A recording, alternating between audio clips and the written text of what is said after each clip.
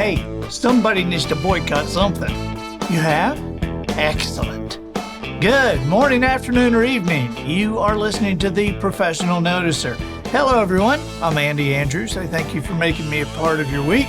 My purpose here today and with every show we do is to play the part of a best friend or a coach. I want to help you live the life of your wildest dreams by giving you access to the greatest mentors the world has to offer today. This week, The Professional Noticer is sponsored by Books for Veterans. The Veterans Administration in Washington, D.C. has asked for 10,000 Andy Andrews books. So I'm personally donating as many as I can, but to reach 10,000, I need your help. What we're able to do to make that easier for you is for every $12 donation you make, a hardback book will be sent to the Veterans Administration for veterans, their families, and for employees of the VA. That $12 covers the cost of the book, the shipping and handling, everything. Or you can purchase one of these awesome Books for Veterans t-shirts, and your purchase of that t-shirt will include a book sent to the VA in your name. So whether you can make this a personal gift or a corporate donation, just go to andyandrews.com/veterans. This can be added to a website purchase done as an individual entry or in conjunction with a Books for Veterans t-shirt. Thank you very much for your support. Observations and answers, that's what we do here on The Professional Noticer. And as you know, we love it when somebody comes to the table with both. This is episode number 257 episodes, and we've had a great variety of people on The Professional Noticer as guests. A lot fewer guests have repeated. We have repeated a few guests, and I can only think of one, and that would be author Michael Perry, that we have had 3 times until today. This is the third appearance of today's guest, and it is basically due to you, popular demand. People are wanting to know more about what Jonathan has to say. Please welcome the CEO of Unbound, Jonathan Brush. Hey, Jonathan.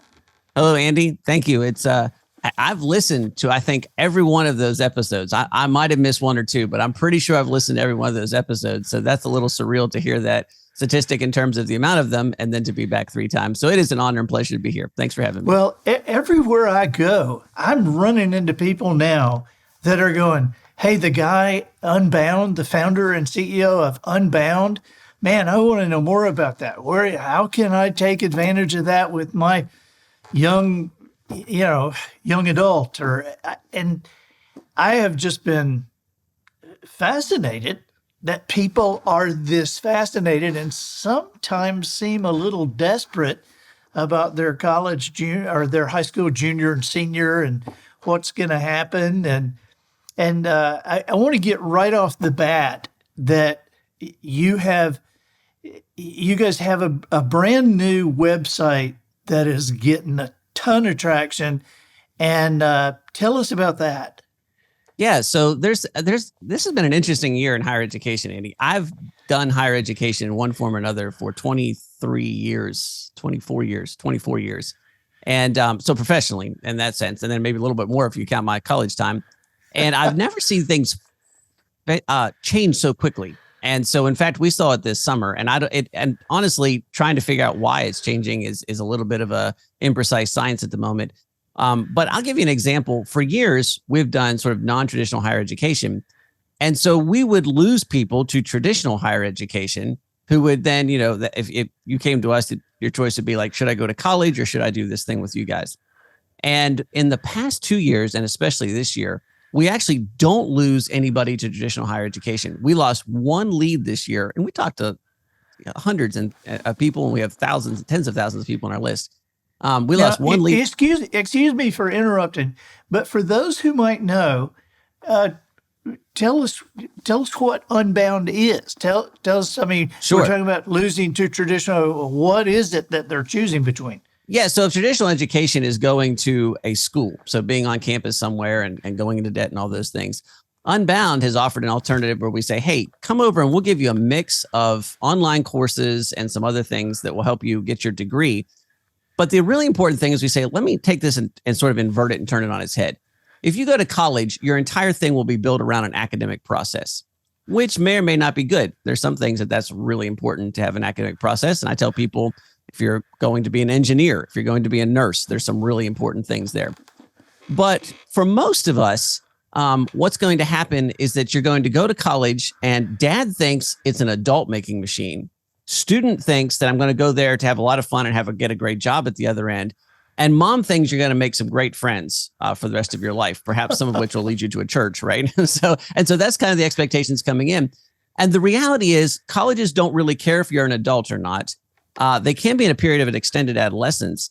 And then on the other end of it, you have a lot of cost, but you have very little practical skills. In fact, there was this wild study from the Pew Research done a little bit ago, and they surveyed recent college graduates, and less than half of them, and I've actually pulled up to make sure I got this right, said overall 49% of four-year college graduates say their college education was useful in terms of helping them grow personally, intellectually. So wow. If you just think about that for a second, it's like, hey, why don't you make a purchase that's larger than anything else you do in life except for possibly your house?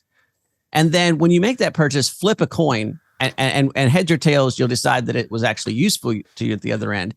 And then Pew goes on and it says 44% say their college education was useful in opening doors to job opportunities. So now we're less than half think that it actually got them to a job.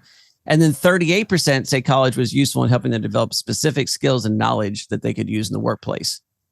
So now we're under 40% of graduates saying, hey, this helped me actually build work skills. Well, that's wild when people say, well, I went to college because I wanted to get a good job. And I thought this was going to be my door, the piece of paper that opened that. So Unbound said, well, wait a second. If that's the case, what if we inverted that? What if we made the primary thing teaching students the kinds of skills that we know would lead to good jobs, leadership skills, communication skills, problem-solving skills? What if we made that the focus? And sure, you can get a degree if you want. We can help you do that with some online courses. There's a lot of flexibility with that. But then what if we, in addition to that, when you go to a job, I have students all the time say, there's this weird catch-22, Jonathan. I go out and they say, I want somebody with experience. And I'm like, well, I'd like to gain experience, but I have to get a job to get that. So how does those things go together? So we developed something called project-based education, which is a term used in a couple different places, but I think it's the first time I've seen it in higher education, where we say, look, let's make the focus of your time when you come into Unbound doing a project where you have to take a real idea from an idea to a reality. And then our second year students have to take somebody else's idea from an idea to a reality. And our third year students have to lead a team that takes an idea from an idea to reality. And when we say take an idea from an idea to reality, we mean do something real. So if you want to get a business degree, why don't you start a business? If you want to be an artist, why don't you publish an album? Or why don't you illustrate a children's book? And all of those things are actual examples of things our students have done. And so if we build the whole framework around those things, all of a sudden we're now dealing with teaching skills you actually need, but we're doing it in a way that has you do those skills in a real setting. So then you come out and you say, well, I actually have experience. I actually can do this. And so Unbound is a program that connects students, builds a community, says, hey, now I can answer this question that you have. Yes, I can guarantee, and I literally, in writing on our website, you can find it. We'll sign it for you before you pay us any dollars. We guarantee that you'll have a job that'll pay more than the average of college graduate if you spend 3 years, not 4, 3 years in our program and earn all of our certificates. That's with or without a degree. Lots of our students will earn a degree, but an increasing number say, I don't even need that extra time and hassle for a degree. And so we say, it doesn't matter. If you spend 3 years with us and meet our requirements, we guarantee in writing that you'll get a job that pays more than the average college salary in your area. And there's not a lot of fine print there. We put it all in writing so you can see it. So now you say, student, you can get a job. And so you guarantee that they will. And what if they don't? Then I will refund every dollar of tuition they spent with us over 3 years. And I've made that guarantee since we've been in business, and I have not refunded a single dollar of tuition. But grief. And that is two parts. And I'll be honest with that, Andy. The first part is, if you're willing to do my program, you're a bit unusual. And so I'm banking on the fact that I have higher quality students. And that's important for the second reason that I'll talk about in a second. But then second, I can absolutely guarantee that I can give you the skills that you need. And then third, I have a network of alumni who are exceptional people that had good skills, who basically call me every week and say, I'll hire anybody you send to me. I don't need to interview them. You just send me the person and I'll start them in a position. This is what I need. I need accountants. I need leaders. I need business people. I need workers, whatever it is. Yeah, And so, I heard you say that the last time we were together, and I called you off the air and said, "Okay, how does Wisdom Harbor take advantage of that? How do we?" And you said, "Well, tell me what you need," and I told you what we needed, and we've got two young ladies that are, I mean, the unbelievable, that are working with us already. And I can't believe their experience at that age and their maturity. and that's, first of all, the two young ladies that you have, and they're going to listen to this, they should know that they're pretty special people. And so I don't want them to get too big headed, but we're pretty proud of them. But I don't think that they'll disagree with me if I tell you that they're not unusual in the program. And I don't mean that they're not exceptional. They are, but I'm just saying that the level of talent and the level of skill, and it's not just talent and skill, it's a level of maturity and it's a level of commitment that we get in the program.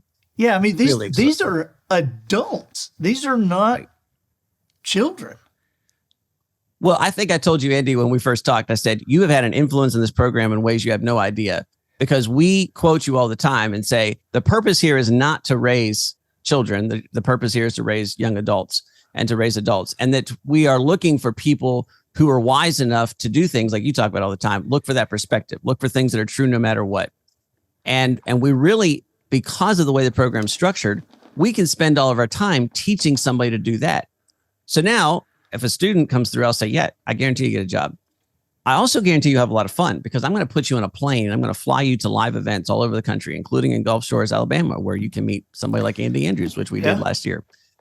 You're going to meet students. You're going to have intense experiences. And so, if you have intense experiences with somebody, you tend to build really deep relationships. And you're going to get to know people that you will have adventures with for the rest of your life. And I see that played out.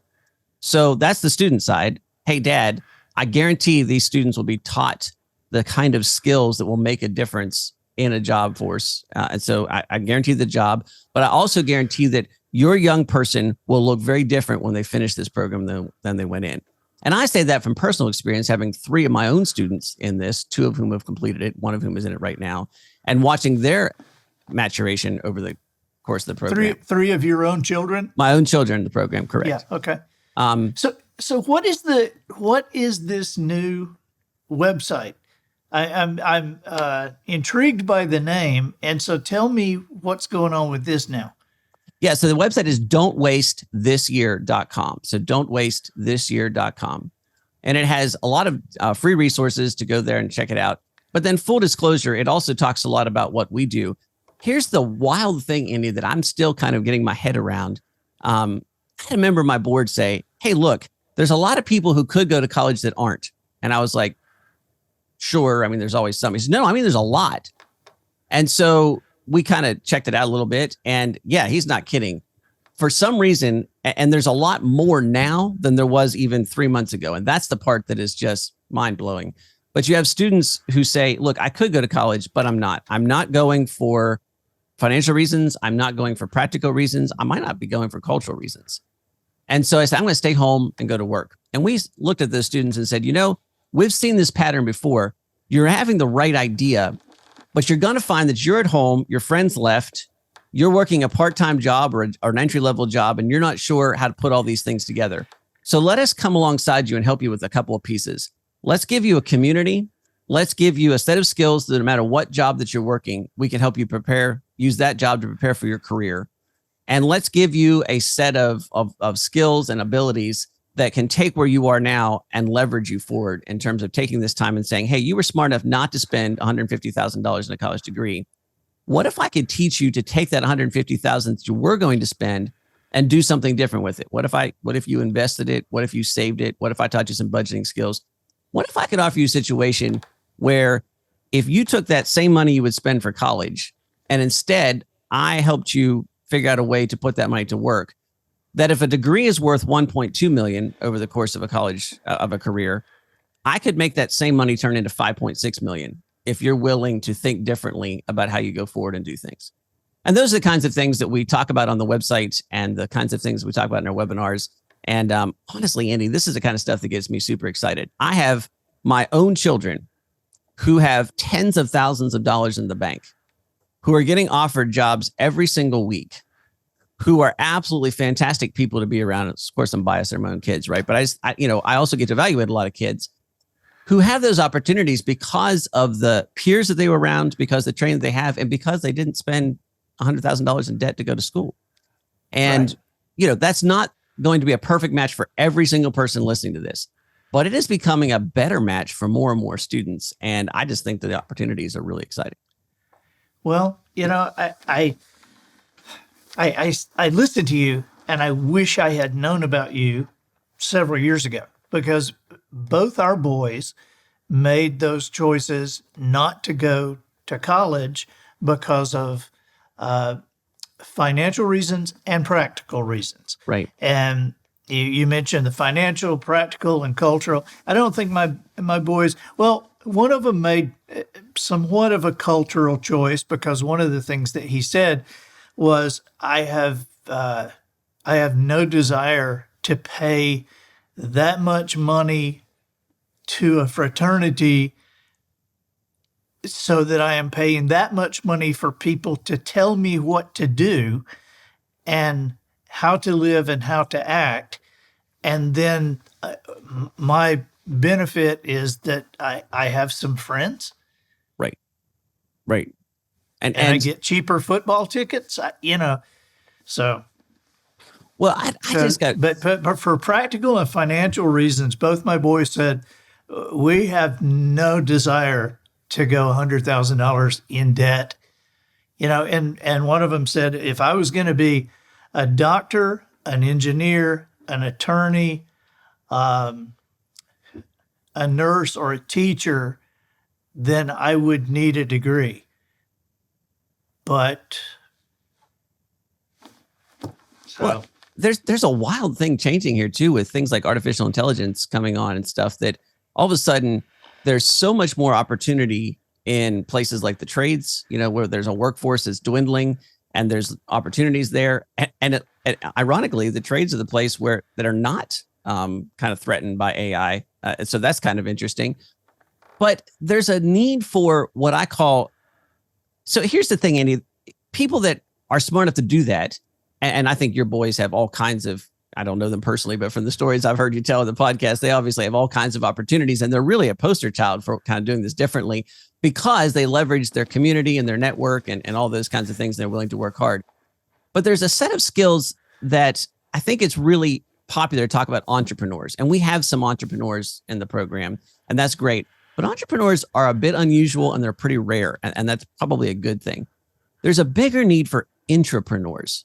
There's a need for students who use entrepreneurial skills inside of organizations. And I think more and more what we've found is that, the two young ladies that are working for you, Andy, I want them to come to your organization, and I want them to listen carefully to what you tell them and what you teach them. I also want them to come in and say, I want them to ask this question: what is the goal of Wisdom Harbor? What is it we're trying to get to? What is the immediate goal? We have to do this to keep the doors open. And what is we would love to be this long term? And then I want them to be able to ask that question and work backwards. And then at some point, after they've learned the ropes and they're doing the things that they're supposed to do, that's the bar for entry, right? You have to do that. That they come to you and they say, hey, Mr. Andrews, I've got this idea of where we could go. What if we did this? And I know this from some previous experience. And what if we tried this? And what if we do these things? So all of a sudden, you've got people in your organization that are taking and saying, I've got a whole division over here. And I'll tell you, Andy, I know this works because we have a high school program primarily serving homeschool students because of the flexibility that didn't exist 2 years ago, because I had a young lady that said, I think we could do this. And I said, well, tell you what, you do it and I'll pay you a portion of the tuition for everybody you get to come in the program. So the first year, she made almost nothing. The second year, she made enough to keep it interesting. The third year, she's one of the highest paid people in our company. And she created something out of nothing that has been a huge part of now what we do, because she said, I see a problem and I see a solution and I have the energy to go to it. And I said, great, because I don't have the energy to do that right now because I'm working on something else. That kind of thing gets super exciting then about the kind of impact those people can have in their communities and the organizations they're a part of. That keeps me up at night in a really good way. I'm getting excited about that. So. Hey, tell me a story about parents that were leery, and then they saw what happened, and they were, full bore now. Surely you've had some of those. Yeah, I did. And in fact, I'm going to tell a story, and all the details are correct. I'm going to fuzz it up just a little bit. And there's going to be a person who listens to this podcast and they're going to know who I'm talking about. Okay. And so this is the person that's listening to this knows what's going on here. I have a set of parents who actually are phenomenal parents, Andy. They're really good. And they have the results from that. They have not raised children. They've raised really fantastic young adults. And they had a young man who they were like, hey, I'm not sure which direction this is going. And I'm not sure the purpose. And this young man is going the right way. And it wasn't morally going the right way. It was like, is this person getting the right skills to be successful? There was no question about his long-term success. It was kind of the short-term stuff. And so these young men chose not to go to college. So he stayed locally. He went to work for a Chick-fil-A. So that's kind of, that's about as entry-level job as you can get.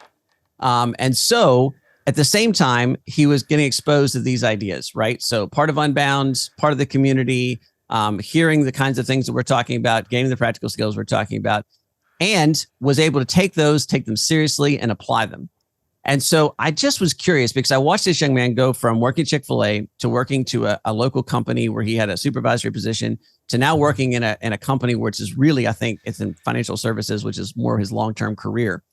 And I knew that he had picked up increasing responsibility through that time. So I asked him recently, I said, I'm just curious, what's the difference in gap between when you started and 3 years later when you ended up at the position you were in?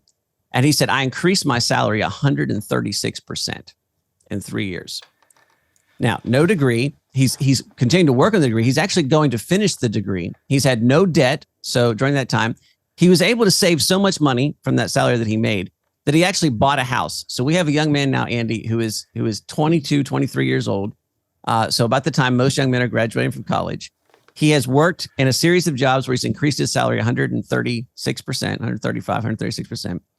He owns his own home, and he has launched a career that he's very excited about, and he will eventually here in a couple of months finish his degree.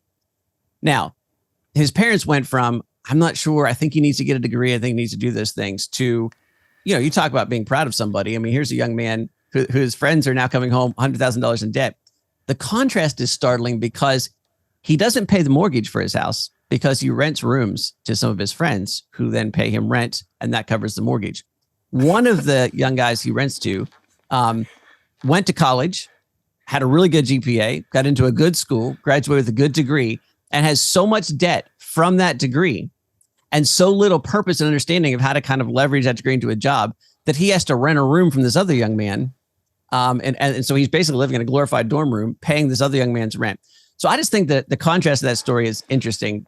I know all the people involved, they're all wonderful people, but this idea that, society says you have to go to college or you're not going to get a good job.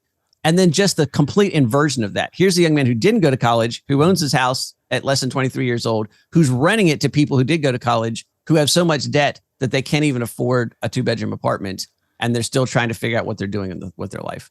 And the parents who are good friends, to be able to watch that and go, I don't know how to give this person direction. I've done a phenomenal job raising this man. I'm an excellent parent, but I don't know that next step. And then to watch him catch fire and go.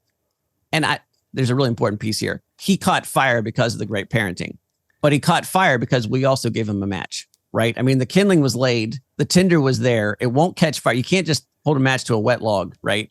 But we were able to then come along and say, let me give you some tools. Let me give you some experiences. Let me give you a network, and then watch it take off. And that's a fun story to watch. And it's a fun story because of the people involved. That is awesome. And I am, I think people know watching that neither Jonathan or I are against college. It's Right. just not for everybody. and it's not the best for everybody. And what you want is the best for your young adult. Hopefully they are a young adult. And but this is just fascinating to me. And Jonathan, just hang around. We might do this again sometime. But I'm sitting here listening to you talk, and I'm thinking of people that I am going to send this podcast to that just need to hear this and need to be aware. And so unbound.com, and don't waste this year. Unfortunately, it's don'twastethisyear.com. That's great. The .com was already bought, and the offers have so far not been received. So it's beunbound.us. We would love that .com. So if you're listening to this podcast and you own that, I'll still be willing to buy it from you, but you won't respond to my request. So it's beunbound.us is where you'll find us. Or if you search BE Unbound on any of the search engines, we'll be at the top of the list. So. Okay. And we will, we'll have those on the show notes. But thank you so much for taking the time to do this again. And hang around. We'll probably have you on again. So this is just fascinating. Well, thank you so much, Andy. It's always a pleasure to be here. And again, I just have to remind the audience, if this sounds interesting, don't forget there's a little bit of Andy Andrews DNA in a lot of this stuff. We literally use several of the books in our curriculum, both in high school and in the Unbound program, the primary Ascend program.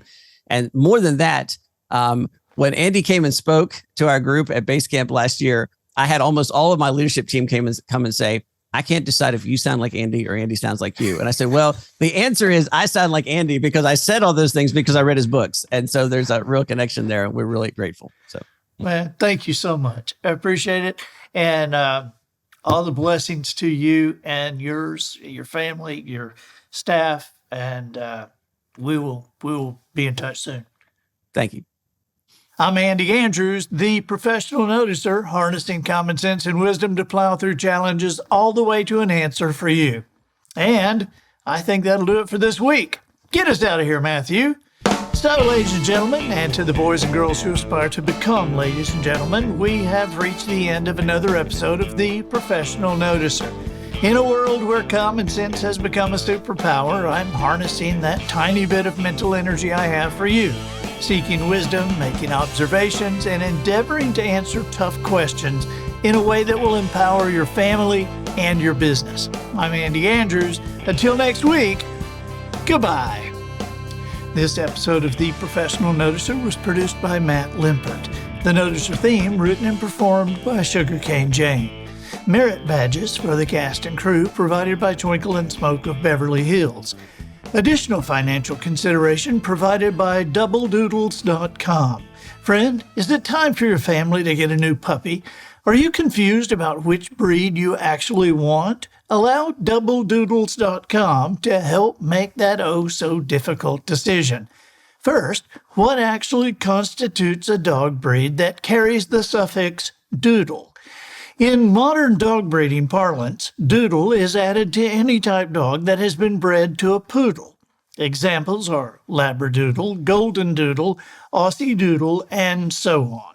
The interbreeding is done to bring the poodle excellence of hypoallergenic non-shedding fur and extreme intelligence into other favorite breeds.